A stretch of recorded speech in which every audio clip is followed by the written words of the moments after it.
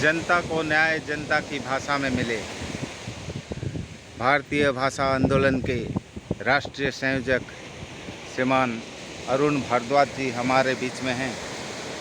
आज पुरी में केंद्रीय टोली बैठक रही, तो इसमें आपका अनुभव और किस तरीके से हम लोग आगे आने वाले दिनों में 2022 में जो देश की आज़ादी की 75 साल होने जा रहा है, जो संकल्प लिया संगठन ने, इसके ऊपर अभी हम अवश्य सुनेंगे। और इतनी बड़ी कार्यक्रम जो कि लगातार लगभग 10 साल से ऊपर इस विषय में अरुण भारद्वाज जी हमारे काम कर रहे हैं। प्रशांत जी, आपके साथ बहुत ही उत्तम श्रेणी के कार्यकर्ताओं ने पिछले 5 वर्षों से जो कार्य किया है, उसको और आगे बढ़ाते हुए भारतीय भाषा आंदोलन अब 2022 में एक बृहद चित्र देश के सामने रखेगा। भारतीय भाषाओं की आज़ादी की ये लड़ाई हम सब ने मिलकर के लड़ी है।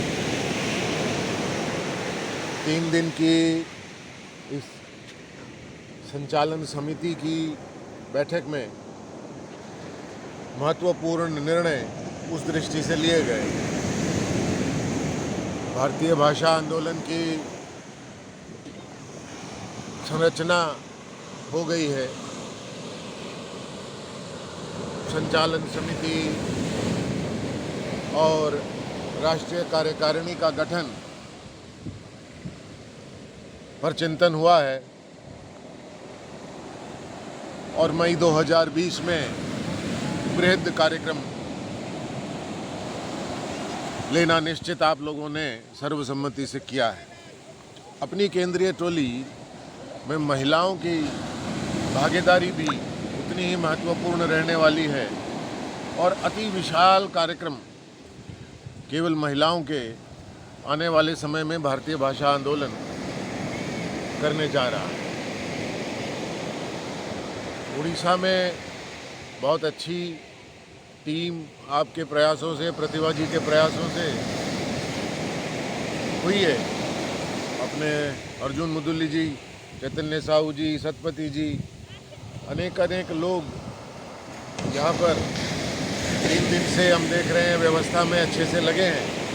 और आज एक साइकिल यात्रा का प्रारंभ अब से कुछ ही देर बाद होने जा रहा है, जिसमें कुछ उड़ीसा के महानुभाव भी आशीर्वाद देने के लिए रहने वाले हैं भगवान जगन्नाथ के इस धाम में। और सूर्य के समुद्र के किनारे पर सूर्यदेव की उपस्थिति में इस प्रकार के निर्णय आपने यहाँ पर भी रेत में बैठ करके संचालन समिति ने रात्रि में चंद्रमा के समक्ष कई निर्णय लिए। अभी ये जो साइकिल यात्रा है, अभी ये साइकिल यात्रा है देश भर में, अपने नालंदा से बिहार के ऐसे कार्यक्रम होने जा रहा है, कभी ग्वालियर के झांसी रानी की जगह से भी होने हैं। इसके ऊपर कुछ कौन से प्रांत में जो आपके निर्णय हुई है वो थोड़ा बताएं, देश भर में कैसे किस तरीके से हो। उड़ीसा में जो साइकिल यात्रा आपके मार्गदर्शन में अब से आज कुछ देर बाद होने जा रही है, कल रात्रि जब बैठक थी तो उससे प्रेरणा लेकर के ग्वालियर में झांसी की रानी के बलिदान स्थल पर तथा लखनऊ और अयोध्या जी में उत्तर प्रदेश के विशेष महत्वपूर्ण स्थानों पर, पंजाब में स्वर्ण मंदिर तथा शहीदी दीवार तक, ऐसे अनेक ऐतिहासिक और धार्मिक स्थलों पर भारतीय भाषा आंदोलन जनता को न्याय जनता की भाषा में मिले, उसके लिए साइकिल यात्राएं समय समय पर निकालने का निर्णय कल रात संचालन समिति ने लिया है। आपने इस विषय के नेतृत्व भी महामहिम राष्ट्रपति महोदय के समक्ष लिया है। जब उसके पश्चात जो है कई बार लगातार महामहिम राष्ट्रपति जी ने सर्वोच्च न्यायालय के न्यायाधीशों, मुख्य न्यायाधीशों के समक्ष रखे। अब उसमें फिर 15 जुलाई 2019 से सर्वोच्च न्यायालय इसकी आदेश 11 भाषाओं में, देश की जनता की भाषा में न्याय भी दिलाते हैं। इस संबंधित जब उड़ीसा की उच्च न्यायालय की भाषा हो, उसमें क्योंकि उड़ीसा की उड़िया भाषा भी सर्वोच्च न्यायालय में भाषा अभी उस आदेश आता है, इसके संबंधित आपकी क्या ये है, कितना आप सोचते हैं कि इस विषय को हमारी मांग लिए जाएंगे?